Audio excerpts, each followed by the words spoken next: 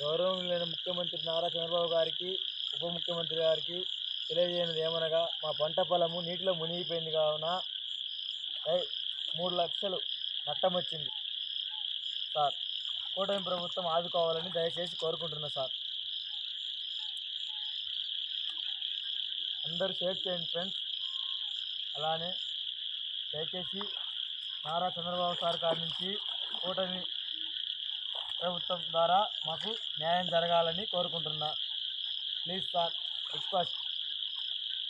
3 లక్షలు నష్టం వచ్చింది సార్. దీని ఏం రూపాయి లాభం లేదు సార్. మాకు నాటుకున్నాము, మొత్తం మునిగిపోయింది సార్. నీళ్ళగున్నంతా మునిగిపోయింది. పైరేమో నట్టపోయినాము. 3 లక్షలు నష్టం వస్తుంది సార్. చూడండి సార్, మమ్మల్ని ఆదుకోండి సార్. కూటమి ప్రభుత్వం చూడండి సార్. ఏమీ లేదు, శూన్యమైపోయింది సార్ మా పొలంలో. నారా చంద్రబాబు సార్ గారికి, అదే పవన్ కళ్యాణ్ సార్ గారికి తెలియజేయనగా ఇది చూడండి సార్. ప్లీజ్